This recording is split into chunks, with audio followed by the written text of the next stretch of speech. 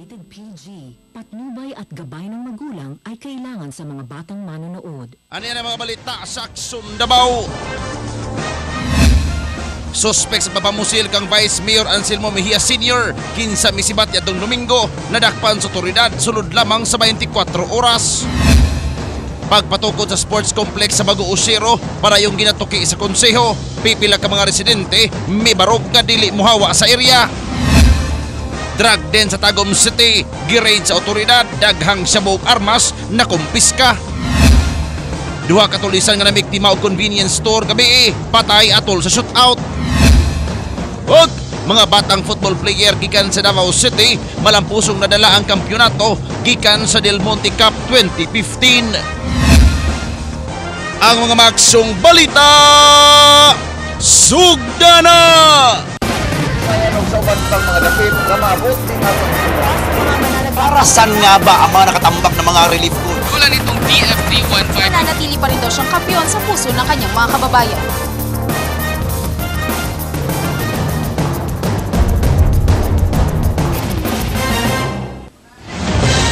Davao Southern Mindanao may hapon, adlaw nga Martes, Abril 14, tuig 2015. Kauban ang inyong mga muaksyong tigbalita, tod namo mga balita ug impormasyon nga angay ninyo masayran. Kini si Mikey Portadera. Makita na usab kita sa laing nasod pinaagi sa Action International Channel, kini si Jem Avanceni Arenas.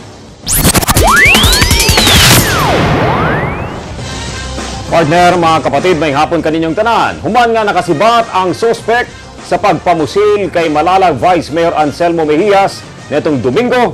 Daling mipahigayon og hot pursuit operation ang pulisya nga miresulta sa pagkadakop sa suspect. Ang tulo ka pulis nga nasibatan daling girelieve sa ilang mga pwesto. Umaaksyon si Irene de la Cruz.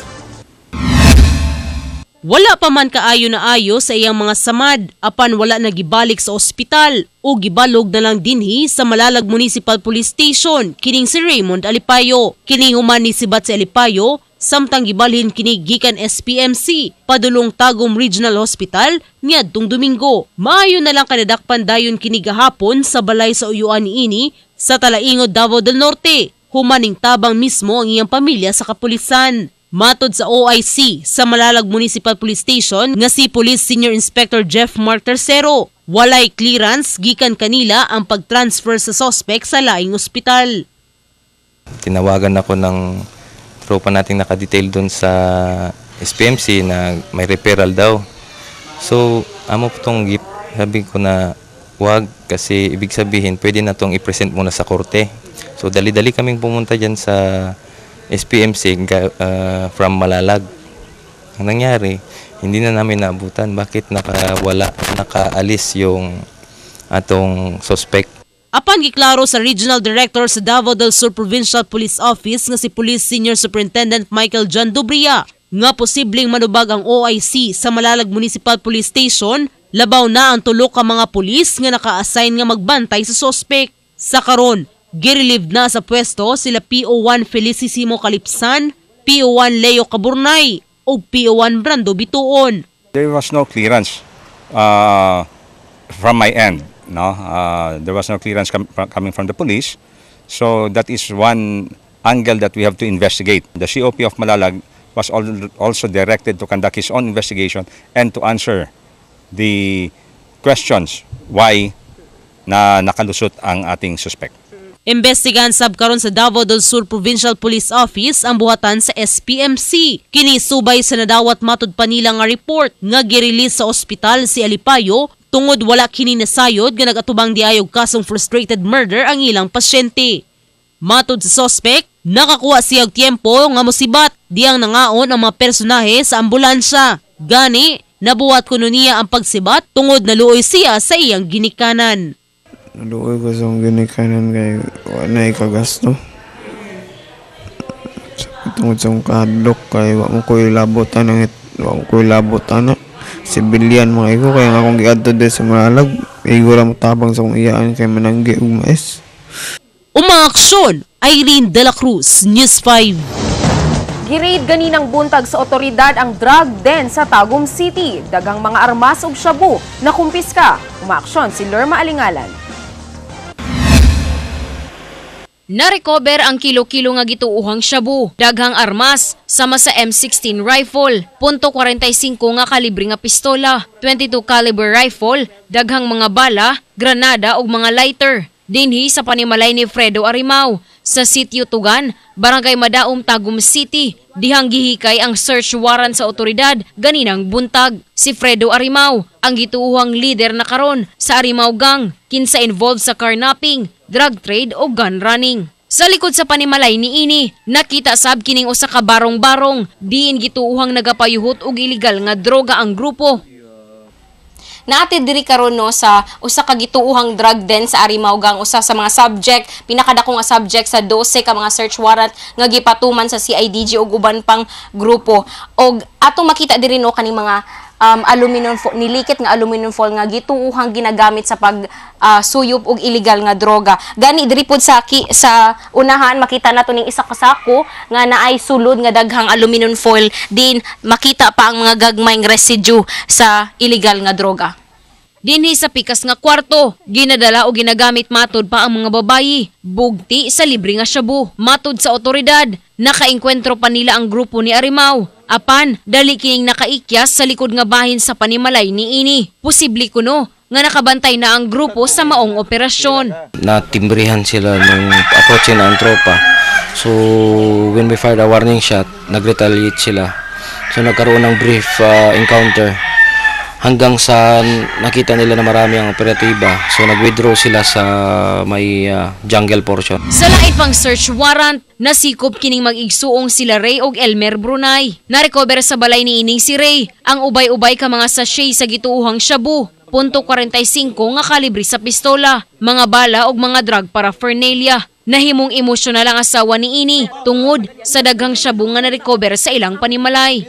Sinong tanga maglagay dito ng ganyan? Di mong kubuang kung ngakoy. Di jud na ako.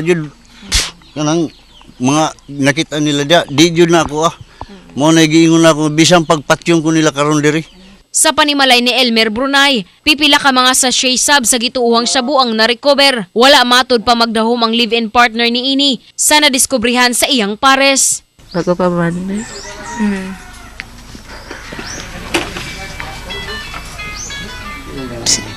Wala ka nag-expect ngayong nani, may tabo.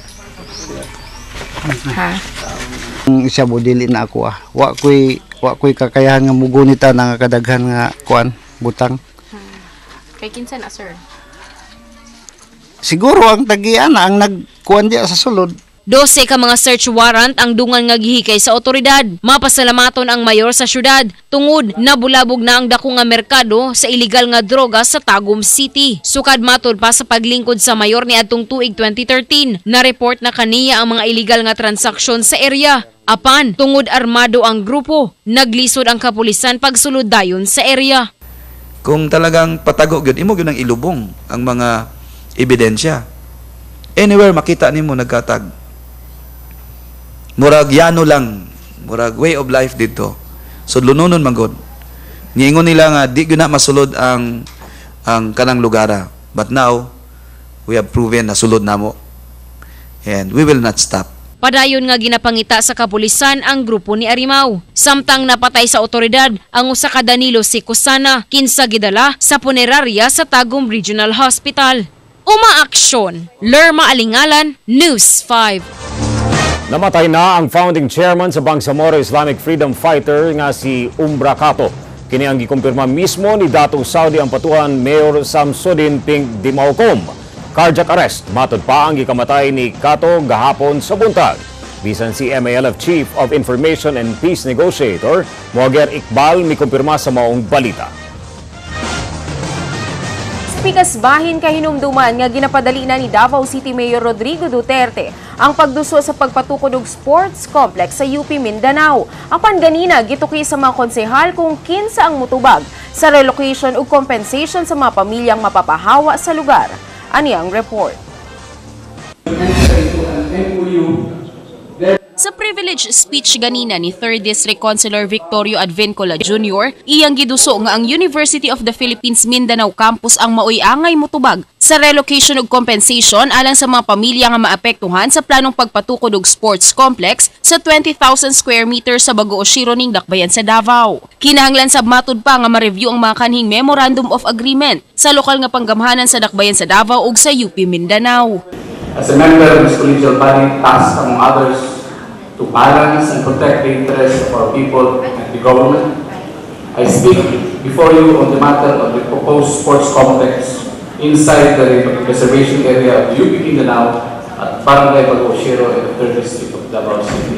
Apan sumala ni Councilor Danilo Dayang Hirang, kinahanglan na nga dalion ang pagpatukod sa sports complex subay sab sa sugo ni Davao City Mayor Rodrigo Duterte. As a matter of policy, support the mayor position, and it's the duty of the City Council to put everything in proper perspective, but it should be resolved again so this possible time, because no less than the mayor promised that if the UP cannot give relocation, is going to provide relocation. Alang kay Councilor Diosdado Mahipos, mas maayo kung adunay joint effort sa UP Mindanao ug Davao LGU aron mapadali ang maong proyekto nga dili isab makompromiso ang mga apektadong residente. I think expediency it is that we have to proceed upon this presumption. Otherwise, public interest and public welfare and public service will be affected, and we cannot allow the government machinery to stop.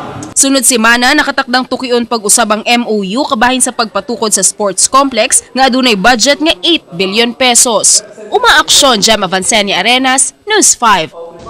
Nibarog ang pipila ka mga residente sa Bago Oshiro ning Dakbayan sa Davao nga dili sila uyon nga mapahawa sa area diin planong itukod ang sports complex sa Dakbayan sa Davao City. Sagad kanila dili gusto magpa-relocate sa kahadlok nga malayo sila sa ilang panginabuhian. Apan ang pipila musugot matud pa nga mapahawa bugti sa sakto nga compensation o relocation. Bawa, di mo kumawa. Kanya uban. Di mo kumawa. Karaan mo ko dili. Sa may among pangibenta ng kuan niya sa kuan. Sa sport complex. Mo kanang project ka, dili man na makadaot sa katawhan.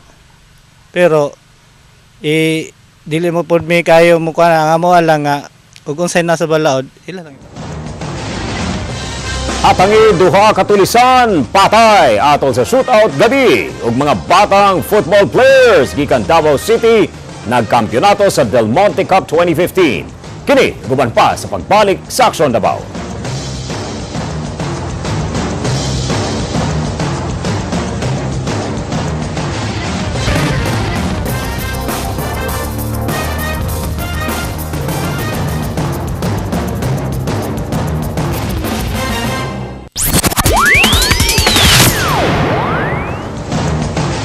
Sa atong pagbalik, gitulis sa duha ka mga lalaki ang convenience store sa Sinto Extension ng Dakbayan gabi. Apan wala sila naswertehan sanglit na tsempuhan sila sa mga nag-roving ang mga personahe sa San Pedro Police nga maoy migukod ug nakapatay kanila. Umaaksyon si Paulo Anota. Nambulabog ang mga tao sa usa ka lugar kalingawan sa may Jacinto Extension ning Dakbayan. Magalas 10 ang takna kagabi. Human nga gitulis ang convenience store dinhi sa duha ka mga lalaking armado. May na lang nga nagpahigayon og police visibility o roving ang mga personahe sa San Pedro Police Station ug naabtan ang mga suspetsado sa aktong pagtakas human sa pagpang-hold up. Napatay ang duha sa shootout human misukol sa kapulisan. Unang nahagba ang 23 anyos nga nailhang si Dominador Acas Jr. nga maoy mitiun og pusil sa security guard sa lugar nga si Alvin Abuyan. Nasakmit sa napatayng suspetsado ang .38 caliber nga revolver og tulo ka mga sachet sa gituwang shabu sa paghiling na sa scene of the crime operatives. Isulod sila din, balik ni sa sakwa kay itiunan ko nila. Nga tulis lagi. Kay gituunan ko niya kay tulis lagi. Siyempre ako naniguro po ko sa akong kagalingon nga napaanin ko, hindagan na lang ko. Timing kanina na na nag-iikot yung ating kapulisan and nakita nila yung guard na patakbo palabas, no? So it was very timely na dumadaan yung ating non-uniformed personnel na on patrol. So na-timingan nila hold up on progress. Matod sa cashier sa maong convenience store nga si Maria Luella Petisme, kalit nga misulod sa maong tindahan ang mga suspect ug mideklara dayon og hold up. Daling gikuha sa mga sospek ang kwarta sa mga cash box nga mobalor og kapin 3,000 pesos. Lakip na ang cellphone reloader sa tindahan. Nganong musulod nga nakabonit niya, nakita na ko na nay baril, gisara na lang nako akong kaha. Pero kay gitiuna naman among guard. Gipalingkod, gipahawa na ko diha. Kay ang isa ni ambak man diri og nang lungkab na dira sa sulod. Sa pagresponde na sa mga pulis, nabilin sa mga sospek ang nakuhang kwarta ug nagkatag kini gawas lamang sa maong tindahan. Napatay ang kaduhang sospek sa iskinita padulong sa Chongco Avenue. Nailhan kini nga si Richard Cañete o Richard Javier alias Hapon nga kan hinasab kuno na priso sa kasong robbery hold-up ug karong tuig lang nakagawas gikan sa Maa City Jail. Nakuha kani ang cellphone nga gikawat ug ang .22 nga pistola. Kini balik-balik ni siya nga text no nga siya pabuto dito sa may Bolton Isla tapos magdalag baril tapos manunggab sa mga tao pabalik-balik yun eh. Karon by chance lang nasakpan nato nga nang hold up diri. Naingkwentro na to. Just what like the mayor has said, our honorable mayor, nasabi nga niya, Davao City will be a very dangerous place for criminals. So if you wanted to have the same fate, then go ahead. Pipilasab ka mga sakyanan ang naigo sa bala sa nahitabong shootout apan walay sibilyan o otoridad nga naangol sa maong panghitabo.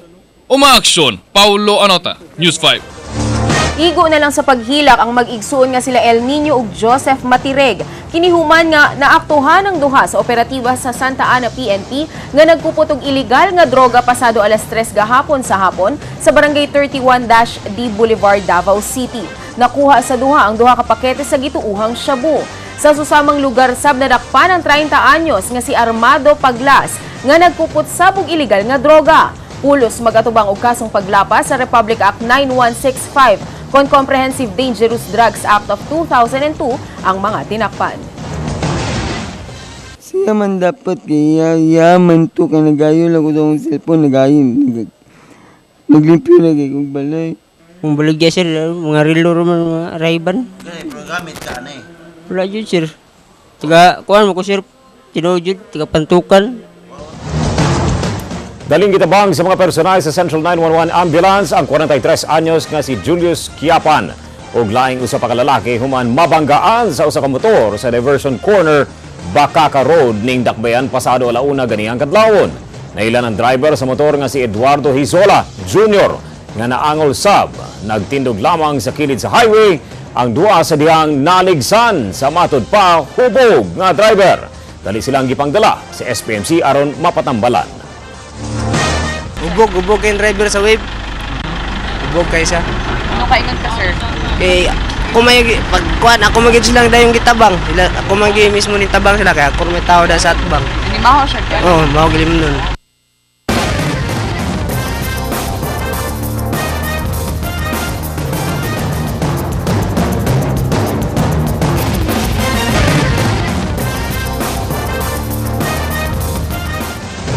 Nakabalik na dinhi sa Dakbayan ang mga batang football players sa syudad human sa duha ka adlaw nga torneo sa Bukidnon Province. Ug garbo nilang gibitbit pabalik dinhi sa Davao City ang gold trophy human sila nagkampiyon sa mong torneo. Umaaksyon si Mike Pasco. Edad 4 anyos hangtod 13 anyos, kini ang mga batang football player sa Davao Hyenas Football Club dinhi sa syudad sa Davao nga bag-uhay lang nakabalik dinhi sa syudad human sa dula niini sa Del Monte Cup 2015 sa Bukidnon Province Huwebes ug Biyernes sa milabayng semana. Og sulod sa 20 ka mga grupo sa mga football players nga nagsangka sa buong torneo, garbo nga naangkon sa maong mga bata ang football gold trophy isip kampiyon sa maong torneo. Lipay kayo may nag-champion me. Kini na ikatulo ka tuig nga pagsalmot sa Davao Hyenas sa Del Monte Cup. First prize ang nakuha niini ni atong tuig 2013, second prize sa milabayng tuig og tungod kay prosigidong makuha ang kampyonato, kini ang nahimong champion ning tuiga. Kami kabalo naman ni annual event ni siya mo nagipreparan yun mo nga para mabutaas among ranking dito sa sa event. Kini sabang nahimong rason kung anong todo suporta ang mga ginikanan sa mga bata. Gawas kuno nga buot niining mahimong future askals ang ilang mga anak, buot sab kuno nilang dili kini matintal sa bisyo. Diri sa football, diri ang disiplina sa bata. Aron kini mapalayo sa mga di maayo nga bisyo, sa droga, mga pag-inom.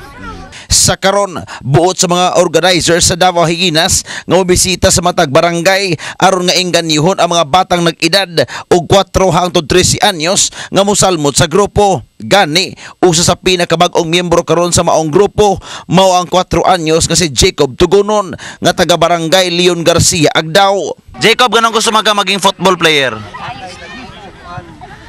Ha? Gusto ko manto sa Manila. Ginahan ko mo ito sa Manila. At Manila.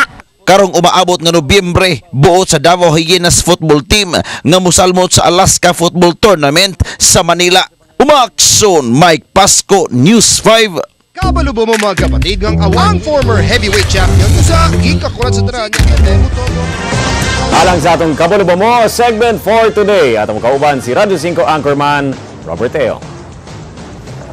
Daghang salamat Mikey mga kapatid. Ito Domingo may gawas ang interview ni 2015 Miss Universe winner Pia Wurtzbach sa Filipino Inquirer. Matod pa sa beauty queen nga naa daw sila komunikasyon ni Noynoy Aquino o Pinoy. Matod pa ni Wurtzbach nga very approachable si Mr. President. Karong adlaw ang atong feature sa Kabaluba Mo kaya mga na-date ug mga na-link ng mga babae kay Pinoy.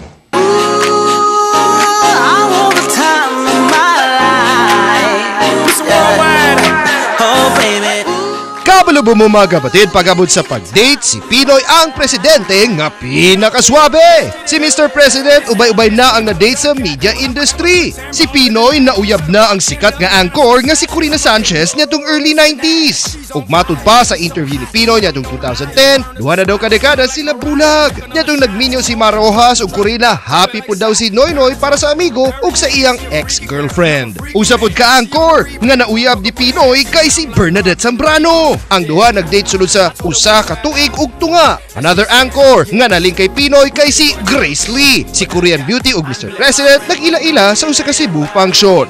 Sa showbiz industry, ang gani sexy actress itong dekada 90 nga si Barbara Milano nga karon politiko na sa Nueva Ecija naling pod kay Pinoy. Ang politiko og kaning Willing Willie host nga si Shalani Soledad Romulo wala naka-eskapo sa mga mata ni Pinoy. Ang duha unang nag-istorya nitong nakita sila sa usa ka restaurant. Usa pod sa nalingkang Pinoy kay ang stylist to the stars nga si Liz Uy. Si Liz Uy ang nag-asikaso sa mga attire ni Pinoy nitong mga panahona. Matud pa sa programa ni Boy Abunda nga ang duha getting to know each other at that time. Pero human sa usa ka bulan, nagawa sa mga report nga not meant to be si Uy ug si Pinoy. Si Pinoy nalingpod kay Len Lopez nga usa ka stockbroker sa Makati. Matud pa sa reports, si Pinoy ug Len naispatan nga nananaw og choral concert. Speaking of concert, nakit-an pod si Pinoy kauban ng 27-year-old teacher nga si Bunny Kalika. Si Mr. President ug ang batang teacher nananaw og hotdog reunion concert. Pagabot sa mga beauty queen, King of Hearts si Noynoy. Ang 1995 mutya ng Pilipinas nga si Maricel Morales na date pod ni Mr. President. Matud pa ni Morales nga nagapadala pa daw si Pinoy og mga pagkaon sa MTP sa una. Ug nag-dinner sila ipila ka higayon sa Hacienda Luisita. Ug karon, usa na pod ka beauty queen ang na-link sa Bachelor President. Ang beauty queen kay si Miss Universe 2015 winner nga Filipina-German nga si Pia Wurtzbach. Wala man nagkumpirma o komento si Wurtzbach kung ga-date ba gayon sila ni Pinoy. Pero nasaysay niya sa Inquirer interview na naa daw sila communication ni Pinoy ug very approachable daw si Mr. President. Ubay-ubay na ang nalink ug na-date ni Benigno Aquino III. Pero hangtod karon girls, very single si Pinoy.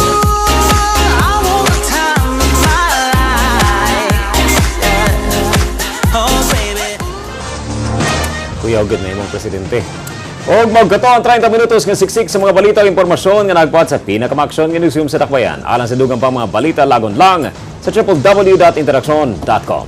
Ug happy viewing sa atong mga mahigugmaong kapatid dinha sa R. Castillo, Agdao.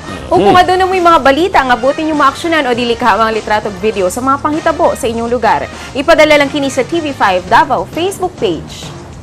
Labaw pa sa balita. Aksyon Davao, kini si Mike Portadera. Ug kini si Jem Avancenia Arenas. Saan man, kailan man, kapatid.